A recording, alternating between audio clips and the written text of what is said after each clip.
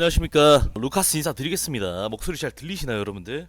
잘 들리면은 잘 들린다고 답변 좀 부탁드릴게요. 답변 좀 하십시오 부탁드리고요. 오늘은 또 금요일 또 한 주 마지막이죠. 또 완벽하게 좀 분석을 해보면서 또 야밤에 무슨 일이 있었고 지금 비트코인은 어떻게 흘러가고 지금 또 제일 중요한 반감기를 앞두고 있는 지금 어떻게 흘러가는지를 여러분들이 대충이라도 알고 있어야 계시기 때문에 그런 거 한번 좀 엑기스만 좀 쏙쏙 뽑아가지고 교육방송 한번 진행하도록 하겠습니다.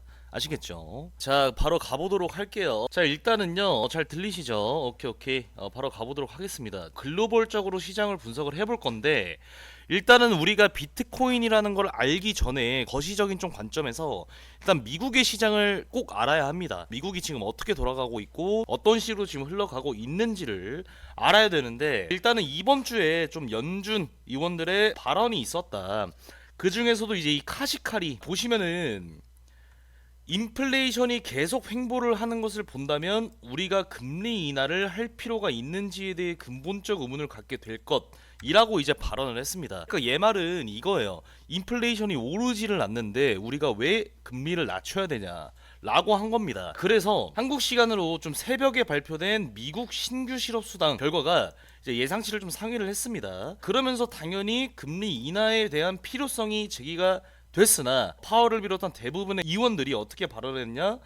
인플레이션이 계속 횡보를 하면 금리 인하를 좀 신중하게 봐야 된다. 금리 인하 신중론에 초점을 맞췄다라는 겁니다. 그래가지고 뭐 과거에 안전자산으로 분류가 되어 있던 금가격 같은 움직임을 보이던 비트는요, 이제는 위험자산으로 좀 분류가 되었기에 지금 좀 조정이 이어지고 있는 거고, 이에 따라서 지금 뭐 1억 원 언저리에서 지금 왔다 갔다 하고 있죠. 인플레이션이 계속 횡보를 한다면 금리 인하를 할 필요가 있냐 의문을 가질 수밖에 없다라고 좀 발언을 하면서 좀 더 들어가 보면 인플레이션이 2%를 향해 둔화세를 유지할 경우를 전제로 이번 연도 내에 2회 금리 인하 전망을 써냈다 라고 밝혔다고 합니다. 이번 연도 안에 2번 금리 인하를 한대요. 원래는 몇 번이었다? 전체 연준 의원 전망치의 중간값은 3번이었다. 점도표에도 좀 나와 있습니다. 점도표 상으로도 원래 금리 인하를 이번 연도에 3번 한다고 했어요. 근데 이제는 어떻게 하냐? 연내 2회를 금리 인하 전망을 하겠다라고 했는데 또 심지어 뭐라 했습니까? 인플레이션이 만약에 계속 횡보를 하면 안 할 수도 있다. 금리 인하를. 이렇게 좀 극단적으로 발언을 한 거죠. 이해되셨죠? 그렇기 때문에 어떻게 됐냐? 뉴욕 증시 3대 지수가 일제히 하락 전환을 했습니다. 그렇게 지금 우리 뭐 다른 얘기지만 국내 주시장도 지금 굉장히 뭐 개박살이 나고 있죠. 그래가지고 또 있죠. 연준 발언, 이 발언 외에도 이 지정학적 리스크가 또 지금 현재 존재를 하고 있습니다. 코인 시장의 발목을 잡고 있는데 뭐죠? 전쟁과 관련한 이슈는요, 뭐 코인이든 주식이든 모든 대부분의 투자 상품들을 안 좋게 합니다. 악재 중 하나예요. 전쟁으로 인해서 뭐 전쟁 관련 코인, 전쟁 관련주는 뭐 수혜를 받을 수 있지만 대부분의 뭐 코인이든 주식이든 이런 상품들은요, 투자금을 빼게 하는 악재 중에 하나겠죠. 그리고 또 이번 전쟁이 중동과 엮여 있기 때문에 기름값, 유가가 상승을 한다. 그래서 기름값이 상승이 되면요, 물가 상승하겠죠. 비싸잖아요, 기름값이. 그러면은 연준의 금리 인하 시기가 늦어짐의 가능성이 다소 커지고 있기 때문에 코인 시장 전부자, 이게 무슨 뜻입니까? 중동의 전쟁 때문에 기름값이 상승을 하고 있어요. 그럼 기름값이 상승을 하면 인플레이션이 오르겠죠. 인플레이션이 오르면 금리를 인하를 해야 되는데 얘가 뭐랍니까? 금리 인하해야 돼? 원래 3번 하기로 했는데 2번으로 바꿨다가 이번에 안 한대요. 그렇기 때문에 지금 상황이 뭡니까? 비트는 하락하면서 현재 1억 원 라인에서 머물고 있다라는 겁니다. 여기까지 이해되셨나요? 이해됐다. 이해 쉽죠? 제가 이것도 방송하려고 만들었습니다. 제가 직접 다 만든 거예요. 이런 거 하나하나 다 쓰고. 쉽죠? 여러분들? 자, 그리고 또 있겠죠. 그래가지고 기름값이 상승을 해서 인플레이션이 상승을 하는데 금리 인하는 안 해주니까 발목을 잡고 있는 건데, 다만 중동 쪽 전쟁과 관련한 이슈는요, 사실상 굉장히 역사가 깁니다. 1990년대부터 꾸준하게 있었던 요인이기 때문에 사실상 파급력은 있다 없다?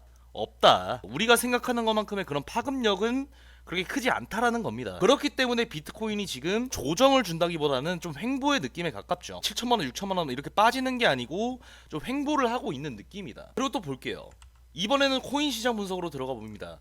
자, 우리가 지금 이제 코인을 시작을 하고 코인의 제2의 전성기가 왔다 라고 하는 이유는 바로 요거죠. 여러분들이 이번 연도 들어서부터 제일 많이 들었던 단어가 바로 뭐다? 반감기였을 겁니다. 반감기. 반감기는 무슨 뜻이냐? 정의를 해보자면 코인은 우리가 채굴을 할 수도 있고 직접 얻을 수도 있고 직접 얻은 걸 판매도 할 수가 있습니다. 이 두 가지가 가능한데 이 채굴 난이도가 높아져서 판매 단가가 높아지는 현상을 반감기라고 한다. 그쵸? 정확히는 그러니까 뭐냐면 우리가 비트코인을 살라고 하는 우리는 소비자들입니다. 그리고 이거를 이 비트코인을 채굴해서 판매하는 공급의 개념이 있겠죠. 그쵸? 우리는 수요자고 비트코인을 채굴하는 사람들은 공급자입니다. 그쵸? 근데 말 그대로 채굴 난이도가 점점 높아져서 채굴할 수 있는 개수가 점점 부족해져요. 그렇지만 수요는 계속해서 존재합니다. 그럼 하나당 비트코인 가격이 어떻게 된다? 오른다. 왜? 공급자들 입장에서도 비트코인을 채굴하는 게 점점 올라가기 때문에 채굴하는데 비용이 많이 들 거고 팔 때도 어떻게 팔아야 됩니까? 비싸게 팔아야겠죠. 이게 바로 비트코인의 반감기라는 거다. 그러면서 일전에 2012년 반감기 때랑 2020년 반감기 때는요, 당시 비트는 2천만 원에서 무려 8천만 원까지 상회할 만큼 큰 가격의 상승이 나왔다라는 겁니다. 그래서 반감기는 결국엔 무슨 뜻입니까? 채굴 난이도가 높다는 공급량이 적어지기 때문에 가격이 올라간다의 개념으로 코인 시장은 지금 단기 조정 이후에는 엄청난 펌핑이 예상이 가능하다라는 겁니다. 이번에는 지금 2012년 그리고 2020년 때는 2천만 원에서 8천만 원을 갔지만 지금은 얼마죠? 1억이기 때문에 뭐 2억까지 간다, 뭐 3억까지 간다 이러고 있는 겁니다. 앞으로의 상승이 좀 굉장히 예상이 되고 있고요. 또한 이런 것도 있습니다. 자, 모건 스탠리 UBS보다 먼저 BTC ETF 거래 지원 가능성이 있다 라는 건데, 모건 스탠리 측에서 지금 UBS보다 먼저 비트코인 ETF를 거래 지원할 것이라는 내용이 돌고 있다. 이게 무슨 뜻이냐면요, 원래는요 이 X3의 설립자죠, 앤드류가 UBS가 비트코인 현물 ETF를 지원을 할 것이다, 요렇게 좀 발언을 원래 했었습니다. 이해되시나요? X3 앤드류가 뭐라 그랬냐면 USB가 비트코인 현물 ETF를 거래를 지원을 할 것이다, 뭐 얼마 안 남았다, 요런 식으로 이제 주장을 했었는데, 이번에는 모건 스탠리가요 UBS보다 먼저 BTC 현물 ETF 거래를 지원할 가능성도 있다 라고 주장을 한 거예요. 근데 원래 이 모건 스탠리는요, 이번 연도 초까지만 해도 원래 비트코인은 거품이다 라고 주장을 했던 사람입니다. 원래 이렇게 주장을 했던 사람인데, 이 모건 스탠리가 UBS보다 먼저 현물 ETF를 거래를 지원을 할 수도 있다 라고 지금 발언을 하면서, 뭐 이제 모건 스탠리의 13개 펀드가 있습니다.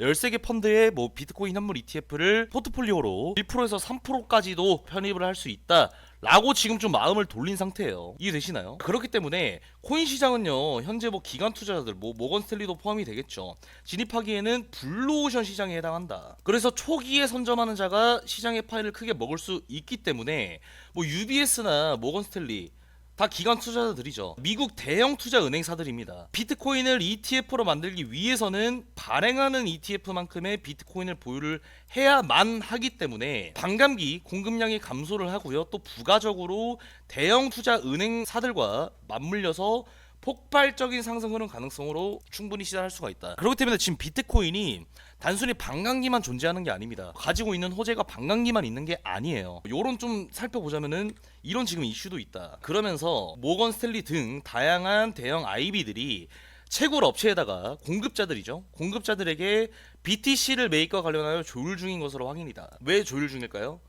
발행하는 ETF만큼의 비트코인을 보유를 해야만 하기 때문에, 내가 ETF 100개를 가지고 있으려면 비트코인 100개를 가져야만 하기 때문에 채굴업자들과 조율 중인 것으로 확인이 된다. 장내에서 매수 시에 단기간에 급격한 비트 가격 변동 및 금융시장법에 따라서 시장 교란 행위에 해당할 수가 있기 때문에 법적인 선에 안 걸리면서 채굴업자들과 BTC 가격에 대해서 조율 중이다. 그리고 이렇게 장외에서 비트를 취득한다고 하더라도 반감기 입수로는 그치만 뭐다?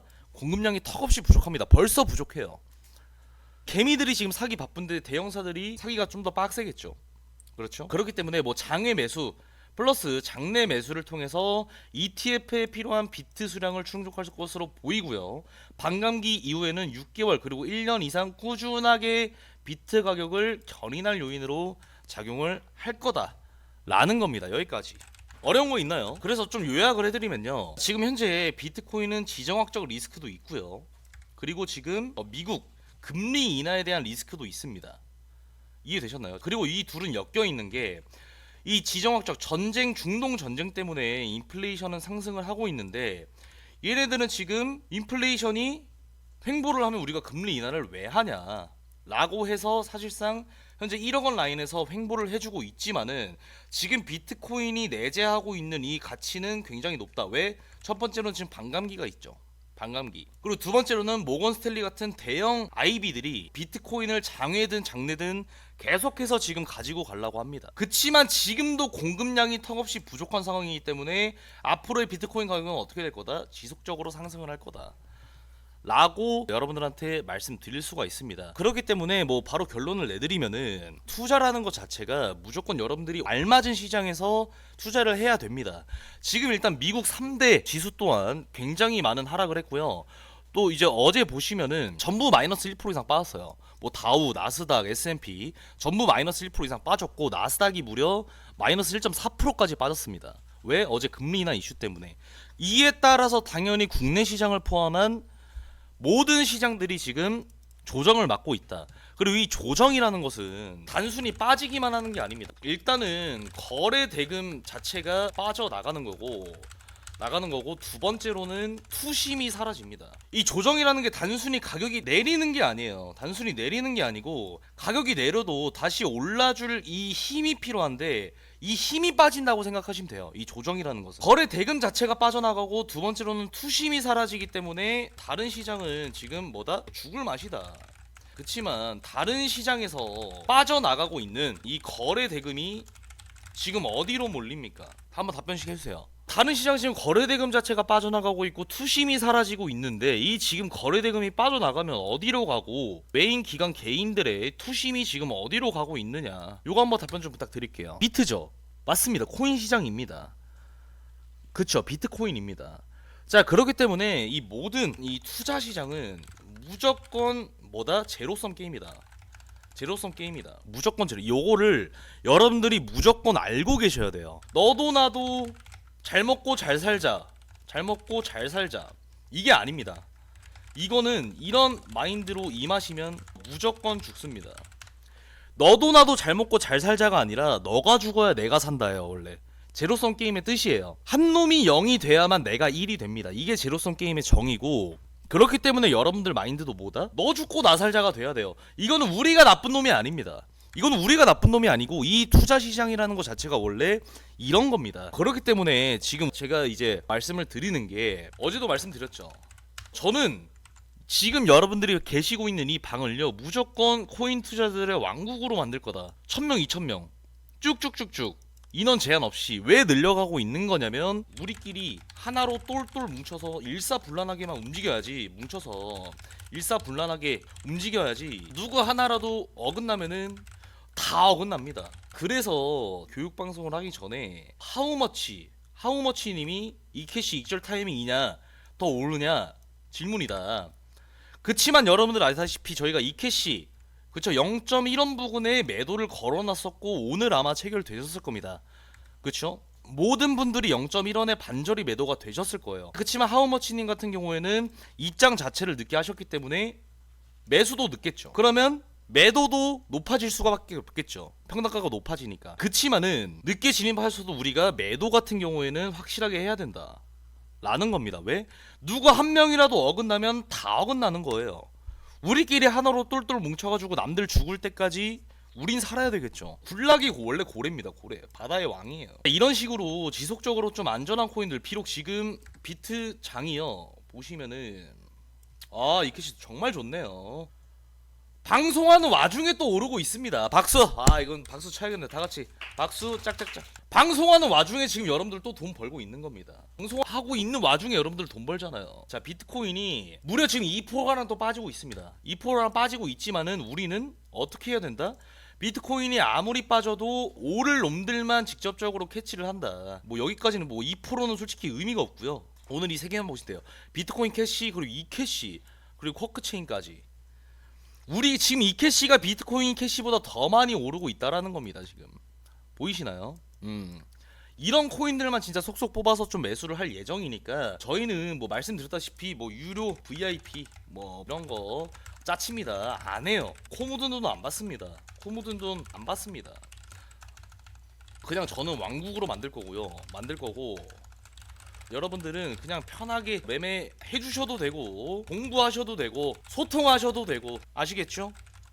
저희랑 같이 노페인 노게인 노페인 노게인이라고 말씀드리지 않습니다. 저희 NPNG 노페인 노게인 트레이딩 팀에서는 고통 없이 얻는 건 없다 라는 좌우명으로 피나는 노력으로 무언가를 얻고자 한다면은 무엇이든 쟁취할 수 있다 라는 마인드와 전략으로 우리가 쉽게 무언가를 얻는 게 아니라 여러분들이 이렇게 교육방송을 참여해서 내가 알고 공부를 하고 시간이든 노력이든 쏟아 부어야만 얻을 수 있다 라는 마인드도 여러분들이 좀 탑재를 해주시면 정말 좋을 것 같습니다.